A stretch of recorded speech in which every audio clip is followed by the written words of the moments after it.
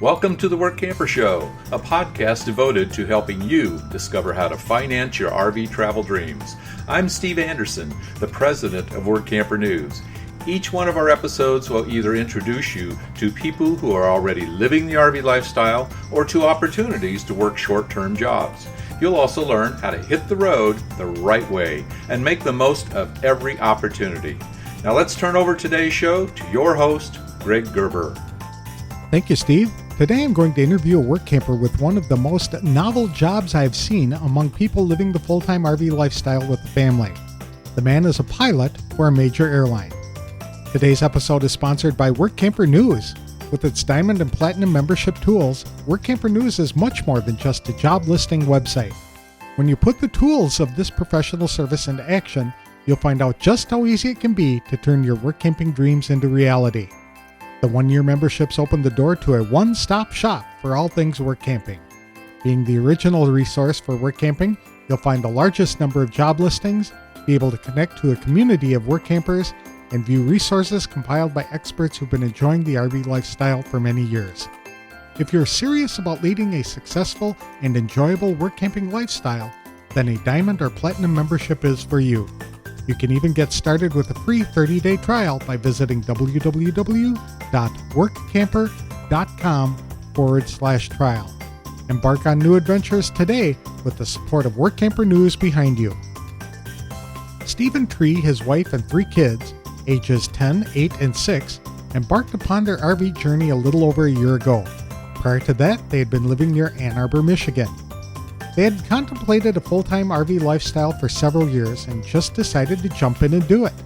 They sold their home, bought a fifth wheel. When they left on their journey, it was the first time they had ever used an RV. What makes the family's experience so unique is that Stephen is a pilot for a major airline. He can technically travel anywhere in the country so long as he has access to an airport in order to fly to his home base. The job requires him to be away from his family 12 to 15 days a month in 3 to 4 day increments. He flies all over the country and to Mexico and Central America upon occasion. When his time is up, Stephen flies back to wherever his family is parked at the moment.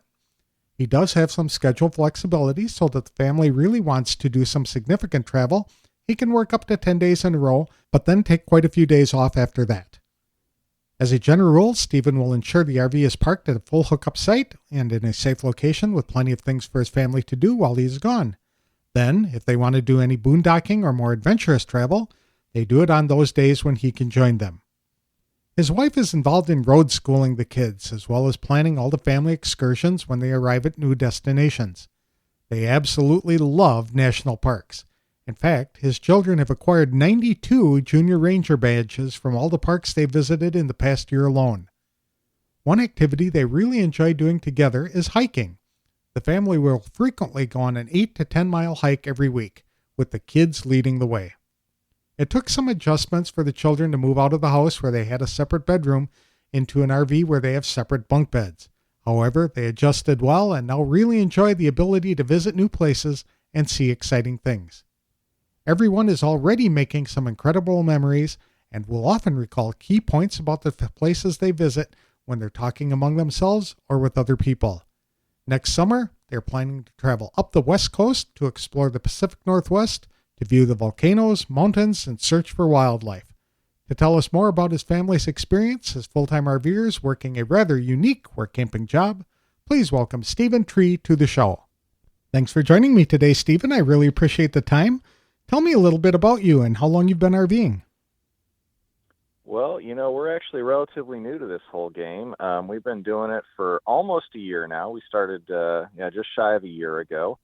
Prior to that, we'd actually been living in Michigan. We had a house up there, and we've been talking about traveling, and it'd been something that was on our minds for a long time, and how do we travel with the kids? And we'd actually been talking about it for several years, and the plan went through several permutations, and then finally we got to a point where we said, well, let's just jump in and do it. So we sold the house and we bought a fifth wheel and we started driving around. And that was the first time we'd ever owned or spent any time in an RV was when we actually bought that fifth wheel and started living in it. So we just kind of dove right in without thinking too hard about it. So what part of Michigan were you from?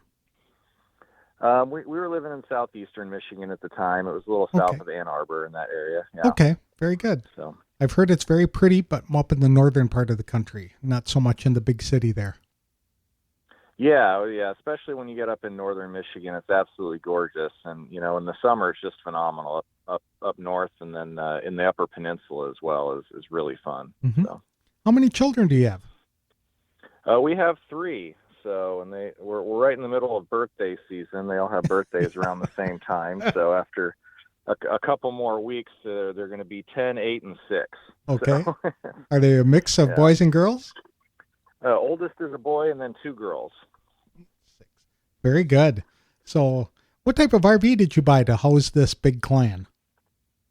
Well, we looked at a few YouTube videos, and my wife saw one. It's a Keystone Montana Mountaineer, and it's a used one. It's a 345 DBQ, but she loved the big bunkhouse in the back. So she started looking around, and we happened to find one pretty close to us on RV Trader, and went and saw it and kind of fell in love with it and bought it that day. So Super. But yeah, it's 37 feet long, and we made a few modifications to it, put the washer dryer in there and everything so that we could do laundry while we're moving around, and we've really enjoyed it so far.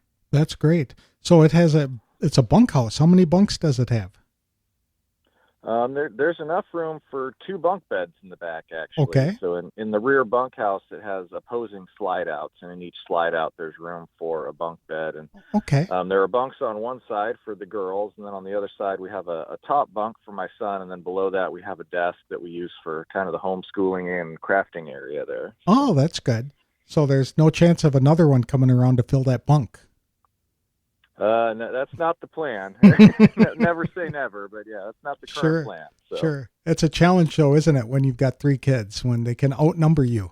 And yeah, it is. You've got to switch to zone defense when the third one comes. It's a different approach. So. Absolutely. So while you've been RVing, you have been working a very non-traditional work camping job. And by work camping, we mean if you're doing any kind of work inside your RV, that constitutes work camping. So tell us a little bit about what you do. I think it's fascinating. Yeah, so I obviously had this job before we started. It's a job that kind of allows us to do this, but I'm an airline pilot for a major airline. And so in an average month, I will work between 12 and 15 days during the month. And usually that comes in the form of a series of 3 or 4 day trips.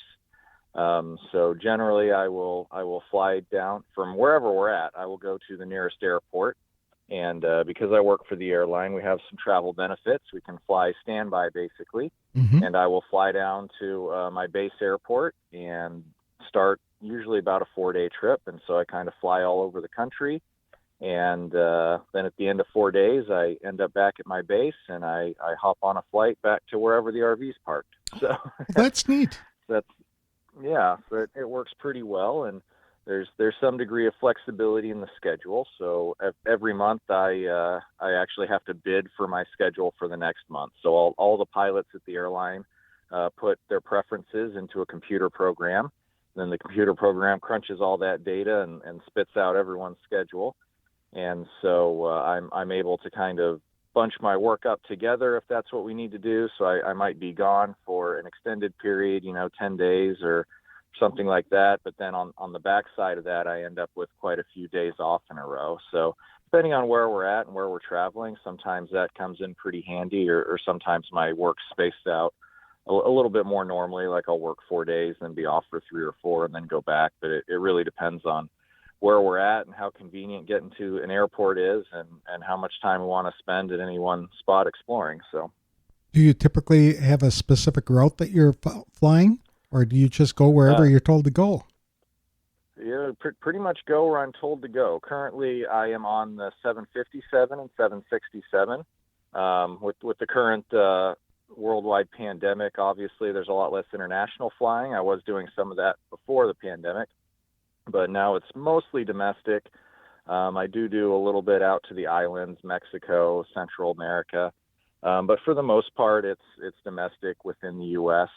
And slowly, as things are improving, we're seeing more and more international travel. So I'll do anything as short as 1 hour flights, all the way up to 8 or 10 hour flights across the Atlantic. So. Oh my, very good. And so while you're out traveling, all you have to be is within driving distance then of a major airport, correct? Yeah, that is correct. Yeah, pretty much anywhere that has commercial service, I can usually use that to get to work. So most places in the U.S., you're just not that far from it. Mm-hmm. We have traveled a little bit through the West in a couple places, and we went to Big Bend in Texas last winter, and that's obviously kind of a ways away from everything. So we try and plan those types of things when I have a little bit of a bigger break in my work schedule. Mm-hmm. Very good. And so when you're working, that means mom's in charge. Have there been any problems with that? No. I mean, my wife is absolutely phenomenal, and she does a great job with the kids. And, she is primarily in charge of the homeschooling. And obviously when I'm here, I help with that in any way I can. But where I'm gone approximately half the month, every month, she takes the lead on all of those types of things. And we usually try and make sure we've got them set up somewhere that has full hookups and where we can feel good and safe about them being there before I leave to work. So if we're doing any boondocking or anything like that, that's usually when I'm there on my days off from work. And then I try and get them somewhere that's a little bit more secure and comfortable when I'm off at work, so they don't have to worry about as much of that stuff. But yeah, she and particularly our oldest, our son, our 10-year-old, they've done an amazing job of learning, the different systems and things on the rig, and they know how to operate things, or if a light starts flashing or something like that, they know what to look at. And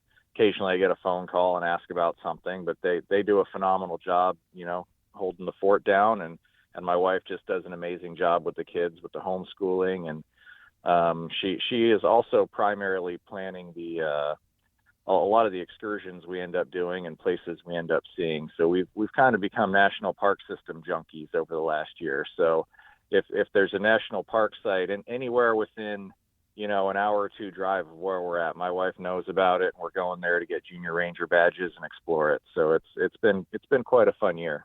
That junior ranger program is exceptional for children and grandchildren. I would strongly encourage the parents and grandparents to get involved in that. Oh, I couldn't agree with you more. And just today we finished up one, because some of them can be done online, but it was the 92nd Junior Ranger badge that my kids have done this year. Wow! So yeah, so we've been around quite a bit, and we're having a phenomenal time, and it's a great education for them as well, because when you go to all the different sites, and you learn culture and history and geology and different natural sciences and just a love for nature. We do a lot of hiking. It's pretty unusual that we go a week without doing at least a 5, 8, 10 mile hike somewhere.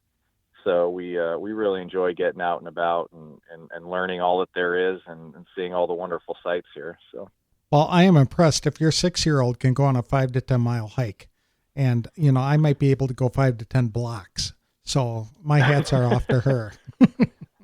Oh yeah, she's quite a trooper. So that's great. What are some of the national parks that you've really enjoyed visiting? Well, there's kind of some of the bigger ones that are more famous that we really enjoy, and then like Big Bend I mentioned earlier. It's a little bit out of the way, but I'd encourage people to go to that one. It was very fascinating, and because it is quite a ways out of the way, you kind of have the place to yourself more or less.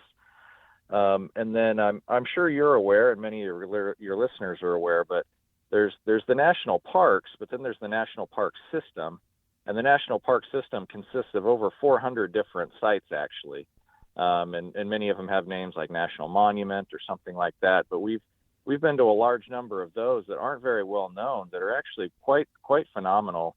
One of them was Fort Bowie in Arizona, and right next to that is an area called Chiricahua, which is just a fascinating mountain range, and there's a lot of interesting history there with the native people and also the Pony Express and things. Hmm. Also, Organ Pipe National Monument in southwestern Arizona was just great. We really enjoyed that, as well as Bandelier in New Mexico. Hmm. Very And good.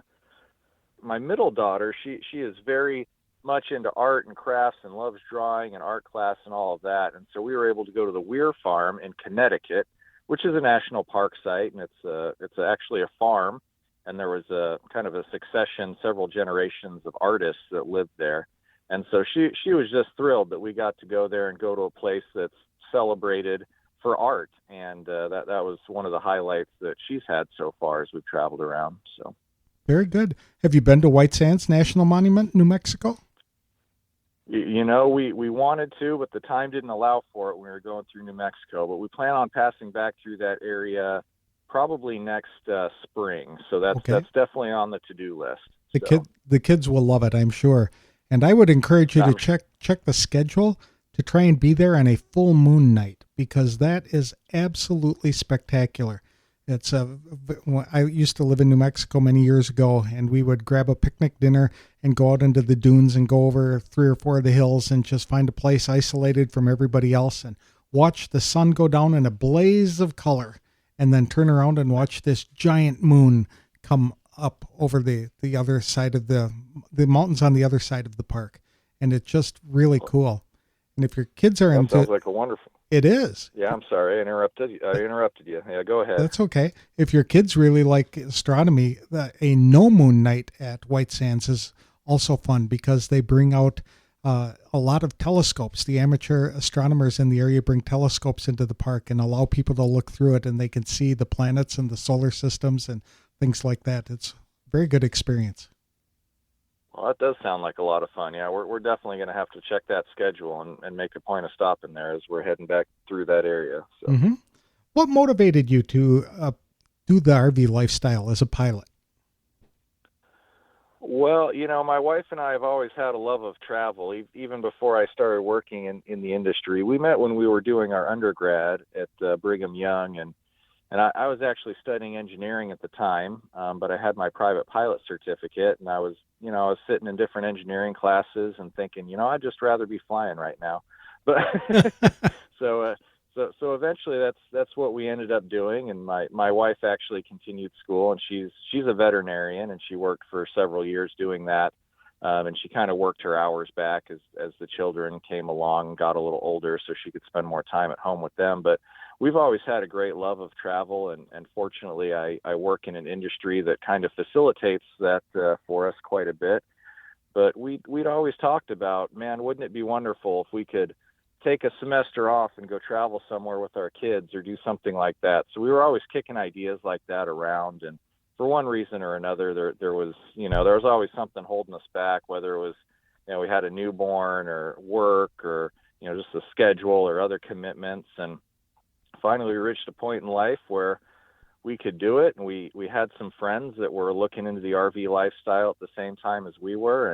And they started doing it a few months before we did. And we thought, well, if not now, then when? And we just dove in and did it. We figured that it was a great opportunity to just take the kids and travel around. And with the pandemic, we were essentially homeschooling our kids anyway. So we figured, well, let's just take this whole show on the road and let's explore the country. So that's what we did. How did the kids adjust to road schooling? Very well. We were worried about some of the adjustments when we sold our house. They each had their own bedroom, and we thought, man, I don't know how well this is going to work, putting them all in a small space and everything. But kids are so resilient. They seem to roll with just about anything. So they've really enjoyed it, and they definitely love the ability to go around and see different things and learn different things. And it's pretty incredible what they'll remember and what they'll parrot back to you even months later. They'll say, "Oh, do you remember that one time we did this?" Or someone will ask a question and they'll pop right off with the answer, and they say, "Yeah, we learned that when we were in Acadia or something." That's so neat. It's been a lot of fun. The hardest part has been maintaining some relationships, but with technology today, our kids are able to FaceTime with different friends and family members, and that helps alleviate a lot of that. So we're happy that we're doing it, and we plan on keep doing it for at least another year or so. So That's great. I think they're going to find that they are head and shoulders above their public school peers by being road schooled and taking advantage of all these experiences and learning from the experts at the national parks about the various sciences and things like that. I think this is really cool. yeah, I agree with you. Super. What do you like most about the RVing experience so far? Well, so far it's just been the ability to go and see and do amazing things. As you know, in my career as a pilot, I fly around and travel around quite a bit, but we rarely venture very far from the airport. So, Right. Yeah. I'll fly around. I'll do a few flights in a day, and wherever I end up, we end up going to a hotel, and then the next morning you wake up and do it all over again. So despite the fact that I had been to a lot of cities, I hadn't had an opportunity to get out and explore nearly as much as I would like. So this has kind of offered us an opportunity to get out and do things a little bit slower and go to a lot of places that might not be right next to an airport. So I think I mentioned to Katie a little earlier, we were able to spend 2 weeks up there this past summer. Absolutely loved it. And there have just been a lot of other places that we've been able to go and see and explore. And there's a certain sense of just standing somewhere and being there that kind of gives you an appreciation for it and an understanding of it that's a lot harder to get just reading a book or looking at a picture. So that's something that I've always enjoyed about travel. It's just the ability to actually stand in the spot, whether it's Gettysburg or a national park or just a natural wonder, like watching the geysers go in Yellowstone or something like that. There's just kind of a sense of awe that you get standing there and seeing it that you can't get from a nature special. So, what are some of the places that remain on your bucket list or adventure list, let's say? Well, it's a lot. And one thing we find is that everywhere we go, there's more stuff we want to see than we knew it was there. So we'll plan a certain amount of time somewhere, and because of my work schedule and things, sometimes we just have to move on before we really got to do everything that we wanted to, or we'll get somewhere and find out that there are other amazing things there that we didn't really know about. But the plan next summer is to kind of head up the West Coast, and it's a part of the country that we haven't really explored before. And obviously there is a lot of national parks and forests and things like that out there. So we're very eager to go to Kings Canyon. I'd love to see the redwoods and the sequoias out there. And also kind of up in the Pacific Northwest is an area that we haven't been to a lot. So we're very excited to explore that area and see the volcanoes and the geology and hopefully some wildlife. And so that's kind of the goal and the big things that are on our list to accomplish in the next year. So would you ever be able to go as far as Alaska with your current job? Yeah, we've thought about it. It's quite a haul out there. Yeah, I can imagine. But, and with the ability we have, it's a fantastic benefit to do the standby travel. We haven't quite decided whether we're going to pull the rig all the way up there or whether we might just hop on a plane and head to Fairbanks or Anchorage and explore that way. But either way, we definitely want to hit up Alaska at some point. We also want to hit up Hawaii, but that's obviously a flight. So right, hard to get an RV there. Yeah. Super. So. Now, you had mentioned that you try and position the RV in a particular safe space that had plenty of amenities and the family will be okay and secure while you're out traveling for the airline. Is your wife comfortable moving the RV if she has to, or is it not really come up? It hasn't really been an issue. She knows how to drive the truck, so if she absolutely needs to, I think they could. But for the most part, I'm always the one driving the truck, and she's actually in a chase vehicle. She's got an SUV, and that allows us to have two vehicles so that when I leave and drive to wherever the nearest airport, which may be an hour or two away, depending on where we're at, she still has a vehicle so they can get around and explore and do what they need to do. So that's neat too, because it gives you one-on-one time with the kids. Yeah, it's some good times sometimes on travel days. My son is usually the one that comes in the truck, but occasionally the girls will get in there too. But it's fun to be able to be in there and chat with them. So. Very good. Do you travel with any pets? We do not actually. I mentioned my wife is a veterinarian, and we actually had a dog before we started this adventure. And unfortunately, he had some medical issues that didn't allow him to come with us. So right now, we do not have any pets. So it's something that I think our kids would very much enjoy, but it's also something that kind of adds some wrinkles logistically if you have a pet in the rig. So I agree. Yeah. So. When you approached the airline about doing RVing full time, how'd they respond? Well, I'm pretty fortunate in my industry that there's actually a large percentage of people, pilots and flight attendants, that do actually commute for work. So we all have a base or a hub, So most pilots or flight attendants are based in kind of a major hub for an airline, whether that be New York or Chicago, Atlanta, or something like that. But I think it's about half the last time I saw actually don't live in the base that they work out of. So it's very common to commute in from other places. And so, and the airline's perfectly fine with that as long as you show up to do your work. So, so they don't much care at all. Just so long as I'm able to get back to work when I'm scheduled. So, in that regard, it's pretty painless. I didn't have to necessarily go talk to my manager or get permission to work remotely or anything like that. Just so long as I show up and do my work when I'm supposed to, they're pretty happy with it. So that's great. Have you faced any challenges on the road so far? Well, I mean, we've kind of had standard things that happen when you drive around a lot. We've had, a couple little breakdowns. We had a tire blowout on our RV going through Arizona last winter. So we spent several hours on the side of the freeway trying to get that rectified, and we got it fixed eventually and kind of limped on into the campground that we planned for that evening. So, but as far as major hiccups or anything, not really. I mean, there's just some kind of standard maintenance and things like that you do on the fifth wheel and the vehicles, and other than that, it's been pretty good. So, have there been any perks that you've been able to enjoy in your RV?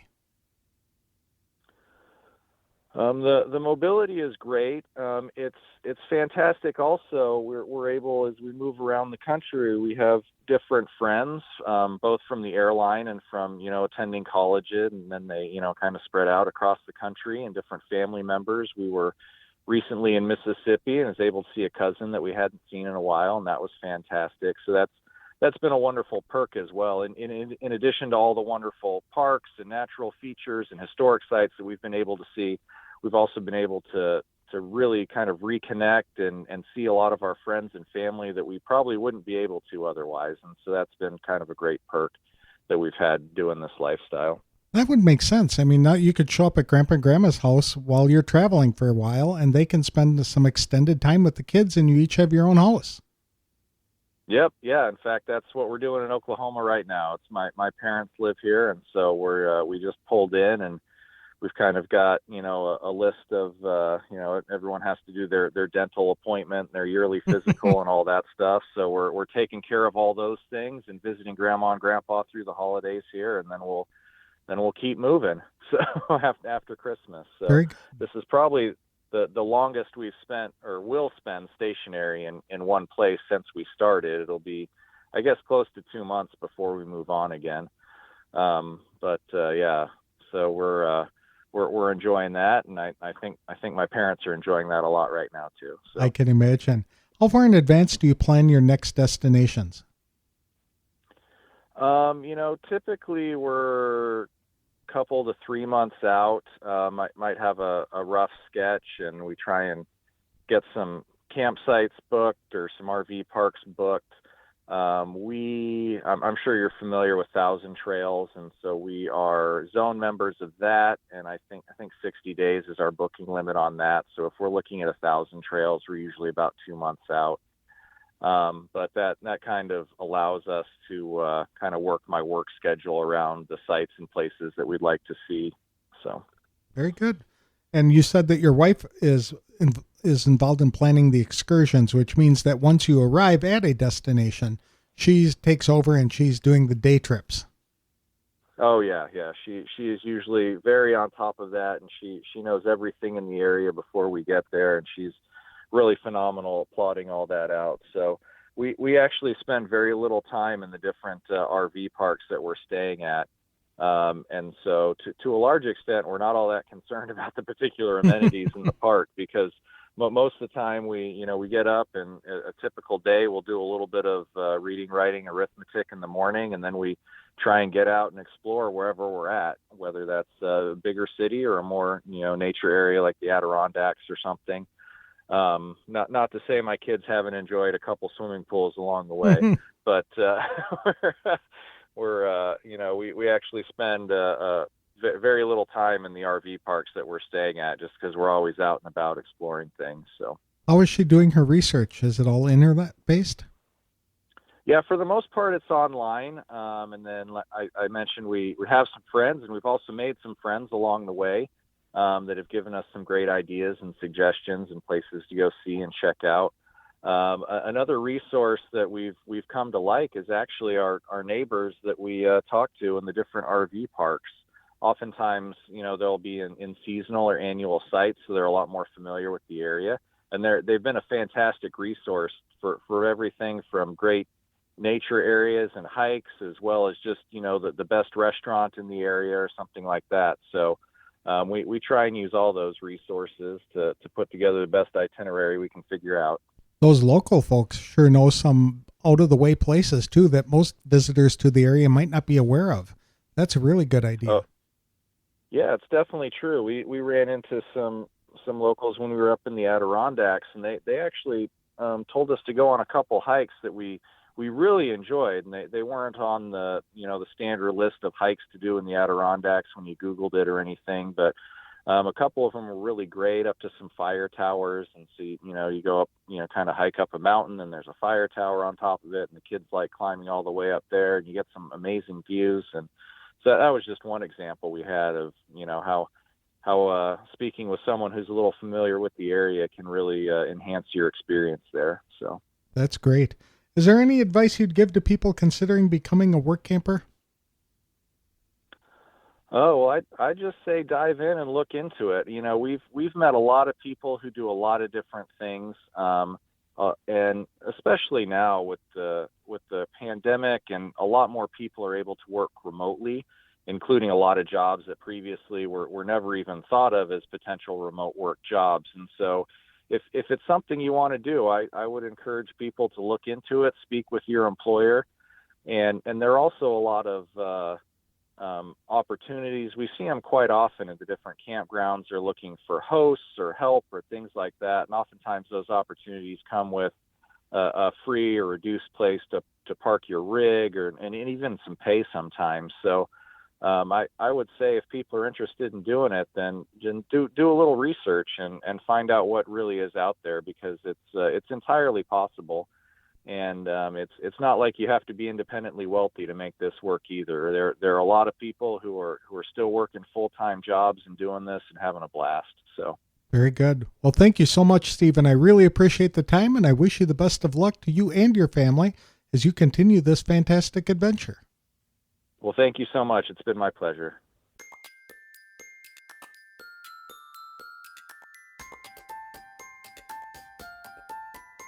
I really thank Stephen Tree for taking time from his busy schedule to share his stories of his family's adventures with us. He is fortunate to work for a company where most of the airborne employees commute from other places to their home base. Stephen really didn't need to get permission to venture out in an RV, and nobody will question the decision as long as he continues to make it work on the days he's scheduled to fly. The family has faced a few challenges on the road, like a blown tire that stranded them along an Arizona highway for a few hours, but Stephen's oldest son has taken great interest in troubleshooting any problems that may come up, and so far, he's been able to partner with his mom to address any issues. Roadschooling, which is basically homeschooling but done in an RV, is a unique opportunity for parents to really expose their children to some historical places and scientific information where they can experience it firsthand and learn from real experts in the field. Stephen describes several national parks they visited and the activities their children have enjoyed along the way. Each child has discovered something truly interesting at one of the sites. For example, his art-loving daughter came alive when visiting Weir National Historic Park, which was a working studio of the famous artist J. Walden Weir.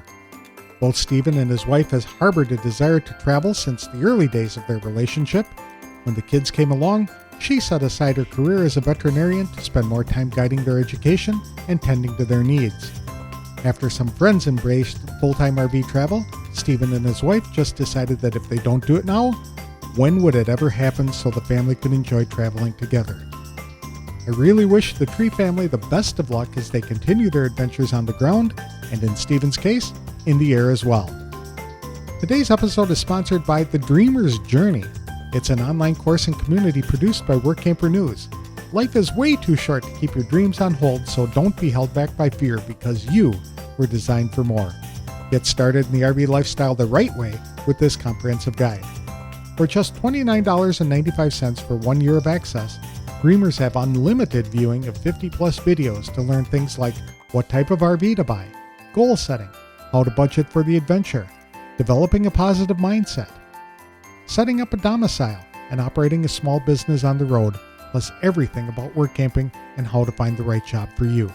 Each video is 30 to 90 minutes long to give an in-depth coverage on each topic. There's no wrong time to get started, so for more information, visit www.rvdreamersjourney.com. That's all I have for today's show. Next week, I'll be speaking with a man who runs a marketing business from his RV, serving clients all over America. I'll have that interview on the next episode of The Workamper Show. Thank you for listening.